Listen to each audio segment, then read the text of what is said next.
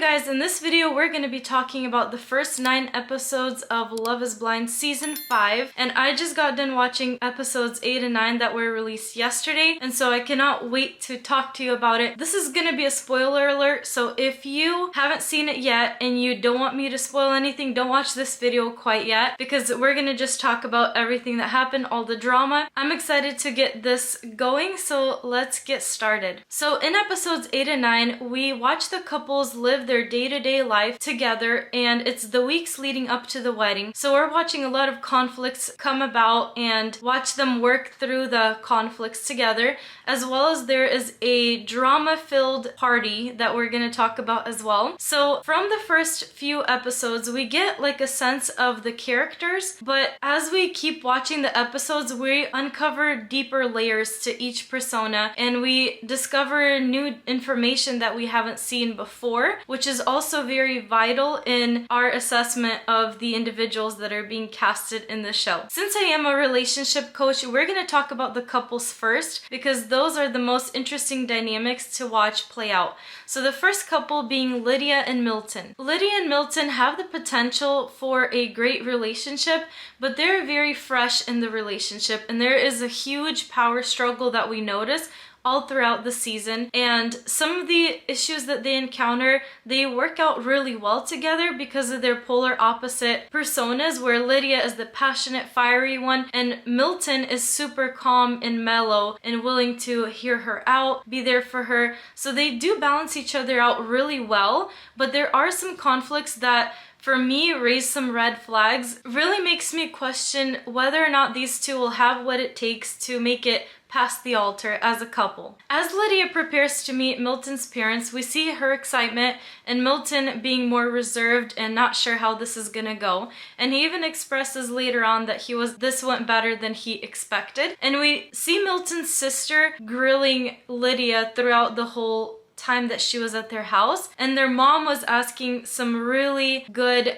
deep questions for Lydia to get to know her better. So as for Milton's family, you can tell that they care about him so much and they want the best for him, and they are skeptical of the whole thing, which is normal and it's fine and it's good. And we also see Lydia do something really well, which is she remains open and accessible for all the interrogation that the family presents to her. She actually handles the situation very well with the parents and the sister in being skeptical and everything, because she is able to respond to all the questions that they ask her with an open heart and open mind, and they point out that some of her answers feel scripted, so that's an interesting thing to notice. Some of the things that I see the couple needs to work on is the way that they interact with each other, especially in a heated moment. So we notice at the party when Uche gets to Lydia and she starts getting really angry and wants to get out of the situation, and Uche finds that moment to talk to Milton. When Lydia finds out that Uche and Milton are talking, she storms in there and she is really aggressive in the way that she tries to separate them from having that conversation, which is kind of alarming. You can understand Lydia's point of view, but the way that she handled the situation and Milton bringing it up later shows that they're not exactly on the same page with the way that interaction went, and more so the way that Lydia's conversation went with Uche. Lydia definitely tries to take the dominating position in their relationship dynamic because she is older and she is more passionate, whereas Milton is laid back and calm and receptive. So she definitely does butt heads with him, trying to get him to be the way she wants to see him. We see Milton express his concerns about not being able to vocalize how he feels for the fear of hurting her and not understanding how she is going to accept whatever he is saying. And the perfect example comes about when they go out to dinner together in the museum, and he tells her in a soft tone, which is really good for Milton, about him not appreciating the way she handled the situation with their discussion with Uche. And as we see, Lydia goes straight into defense mode and she gets offended by what he says, even though he tries to say, I'm sorry, and cover it up as much as he can to soften the blow. But if Lydia is unable to express the openness that she had when she interacted with Milton's family when they met, the first time, the couple is going to go through a lot of struggles in their relationship. Milton is definitely right in his position where he feels that he can't express himself to her without her getting upset and offended by whatever he's saying. And in order for their relationship to work, both partners need to feel heard and understood by the other person. My opinion is that with Lydia's fiery personality, if she is unable to learn to hear Milton out without being offended, chances are their connection is going to dissolve over time and they will break apart. Although Milton is still young and he's trying to be compassionate and understanding, you can see that Milton does have strong personal preferences in the episodes that show their honeymoon phase when they're in Mexico hanging out, and they have this whole battle about the shorts that he's gonna wear. He's really good at standing his ground, but that specific scene also opens up a whole understanding of Milton's personality and that he isn't just a pushover. He does have his own preferences. So unless the couple learns how to mesh their personalities together and understand each other, there's a high likelihood that they will not last after the altar. One thing that Milton should stop doing is stop trying to tiptoe around her, and I think that he will do that over time because you can only feel like you're giving so much without being understood. I think as Milton's persona develops and he has a little more life experience, he will definitely show stronger feelings about what he feels. And if she isn't reciprocating that, that is kind of a form of disrespect. I'm sure that he will see. So it's extremely natural that this couple is having a power struggle, as all couples do. I'm excited to see where this couple goes because they do have a lot of potential and there is the passion. There is a lot of compatible aspects of their relationship, but without fixing the things that aren't going so well, it is very similar to JP and Taylor's situation where they will just kind of drift apart because what they focus on is what's missing in their relationship, and it becomes so painful at some point that it's unbearable. Let's talk about Izzy and Stacy now. Izzy and Stacy are a really nice couple. They mesh together very well in many aspects of their personality. However, there are a few things that we notice throughout the episodes that aren't exactly ideal for a long-lasting relationship. And one of the first things is about Izzy not being so open with Stacy, and he doesn't let her know about his financial issues until the very end of the 9th episode. So it's understandable why Stacy feels like she was caught off guard and feels like there's a dishonest aspect to him. She's not wrong for feeling the way she does. Izzy comes off as this big macho softie, and it's awesome for her because she describes him as being someone that she didn't know she wanted to be in a relationship with for his openness and his emotional side, which is great. We get the sense that Stacy is a very intellectual individual. She understands what she sees and she asks all the right questions, which honestly, applause to her. She notices everything that she doesn't like and she finds a way to ask him in a very straightforward, like straight shooter manner where it doesn't come off as too aggressive and she's still open to seeing what he gives her in return. I really like this about Stacy. She was asking all of the right questions at the right time, and we can tell why Izzy likes her. I do think that they have the potential to be a really great compatible couple if they learn to fill in the gaps, and a lot of this comes down to choosing your partner and choosing to love them every day. If I was in Stacy's shoes, I would take Izzy's phrase of "I don't feel good enough for you" into consideration when choosing him for your life partner.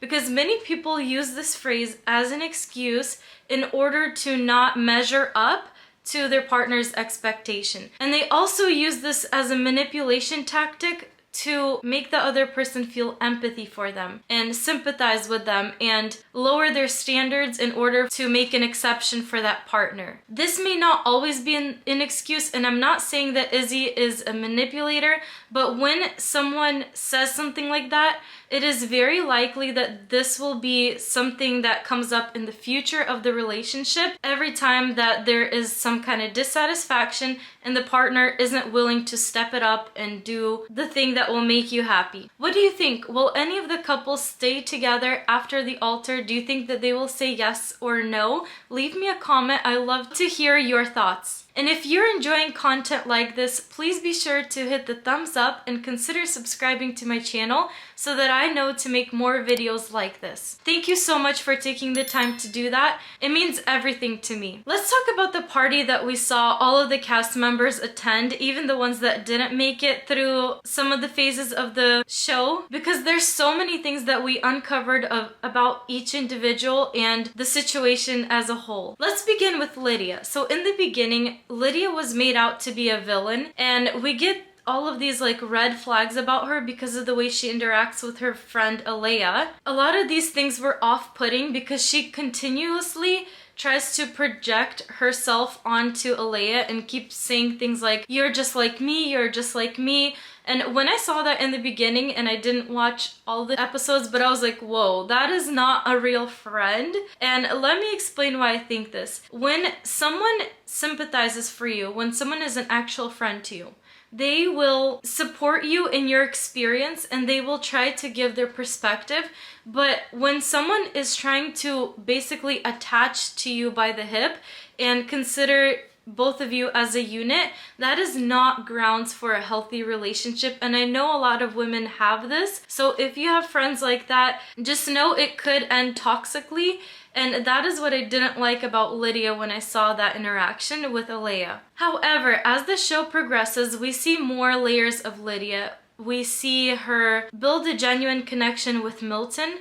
And when Uche comes into the picture at this party and they have this confrontation, we discover that Uche was also unfaithful in his relationship with Lydia. So everything that he was saying in the first part of the show about her stalking him, about her stalking profiles and his emails and things like that, that is extremely understandable for someone who has their trust broken. And Uche fails to mention that because it makes him look bad as a character. However, when Lydia finally spills the tea, we understand why the situation plays out the way it does, and all of a sudden we have a whole new perspective of who Lydia is and who Uche is. Uche. It is really apparent that Uche is a calculated man. He has this lawyer ability to paint a picture of Lydia before he even brings up the conversation at hand. He starts off the conversation with, "Do you remember how you were dishonest with me in our relationship?" Which throws Lydia for a spin because she's like, whoa, I need to get defensive right away. And this actually is a very manipulative tactic. It's awesome if you're being a lawyer and you want to defend your client and you are able to portray them in a certain light, but in this scenario, it is actually a very toxic thing, and it shows that Uche doesn't have the best of intentions when it comes to being honest. Uche also shows his ability to push buttons for everybody, including some of the other cast members, as we see during the altercation that he had with one of the women that partly lives in America and partly in Saudi Arabia. We see him pushing buttons of the other cast members and being very controlling in the way he interacts with people. When he comes to the group to try to tell them about Lydia and his stuff, and he sees that the group isn't very receptive, he wants to pull Stacy aside to still maintain control and be able to get information from her. But since the group is like ganging up on him and they're siding with Lydia, he wants to maintain that control, and when he fails, he just walks away and starts talking on his phone. Some good things about Uche are that he is very confident in himself, he is very calculated, he has a plan of how he's going to do things, and he's obviously successful, so good for him. But his personality is definitely not one of the easier ones to deal with when you are in a relationship. Another strong character in Uche would not be able to make a lasting connection unless there's some change in the personality. Another thing that is a huge red flag about Uche is the fact that he was being a hypocrite and judging Aaliyah for cheating in her relationship when it becomes apparent that he did the exact same thing with Lydia, and it is very unhealthy that he wants to hold somebody accountable when he can't hold himself accountable. That's a huge red flag for me. Let's talk about Milton. Honestly, he is one of my favorite characters of the show because I wouldn't say that I've seen any red flags in his personality, but if he's gonna feel like he always has to compromise and tiptoe around Lydia to not upset her and hurt her feelings, he's eventually gonna stop sharing what he has to say with her, and that is going to cause them to drift apart. Milton's perspective of the whole drama is really healthy and neutral, which is something we can all learn from, and I really admire him for that. Although he's 24, he seems to be very analytical and very mature for his age. He knows how to handle situations a lot better than some of the other people that are susceptible to being angered by others. It's hard not to respect an individual like that. Izzy comes off as this very sensitive guy who's also tough on the outside. He self-describes as being someone who is picky when it comes to women. He also seems to have a lot of insecurities, and it's really weird that he needs validation from Stacy when he is tearing down his ex, or an ex connection that he had in the pods. Stacy is right for being concerned of his overly affectionate, wanting to gain validation from her right after him and her agree about Johnny's character and how she's in the wrong. I would definitely be concerned about what the deeper reason is for the way that he feels. So Stacy is in the right for asking him questions like she did. Another thing that we notice is Izzy seeing a lot of the things that he wants in life that Stacy has. For example, the family, being financially stable, being an accomplisher, and all these other things. My concern is that later in their relationship, when he feels like he's settled into her family, he's more comfortable with everything being theirs and the way that life is going for him, I wonder if there is going to be like a dynamic shift in the relationship where he tries to get back everything that he put into her now, because again of that phrase that he keeps saying, that I don't feel like I'm good enough for you. Many times when people are manipulating using that phrase, they will first love bomb you, and then when you ask for something or hold them accountable for something they didn't do, they're gonna use that phrase, and then they're going to play on your sympathy and empathy and try to get things out of you, and possibly even more than they gave you in the beginning. And this is very useful, as many manipulators have proven to be true.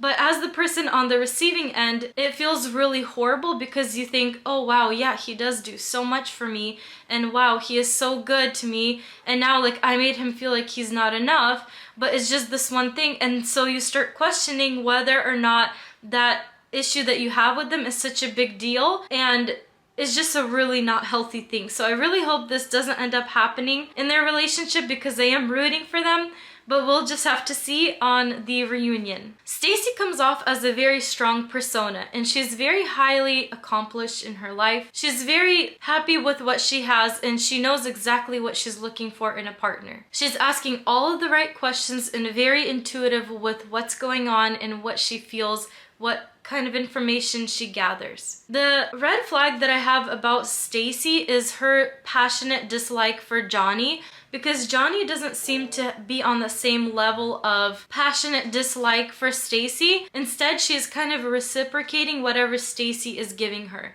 And we notice this in the situation when Uche comes to talk to the group about something, and Johnny has this reaction in the group, and Stacy gets really upset about the reaction, so she starts asking her, what's wrong with your face, or what's up with your face, instead of focusing on the fact that Uche is talking to the group. And it's obvious that her dislike of Johnny is a priority over whatever else is going on in the discussion. So I'm really curious to find out more as to why she feels that way, because it doesn't seem like Johnny did anything malicious towards her directly, but who knows, there may be something we don't know. Johnny seems like a really sweet person, but I would be a little concerned if I was Chris about where her intentions lie. Like I said, I'm interested in seeing what ends up happening at the reunion. There are other cast members like Aaliyah and Chris and some of the other individuals that we see, but we know so little about them, so it's really hard to draw conclusions or read their characters based off of the small amount of time they had on the season. Whether a relationship works out or not ultimately depends on the individual,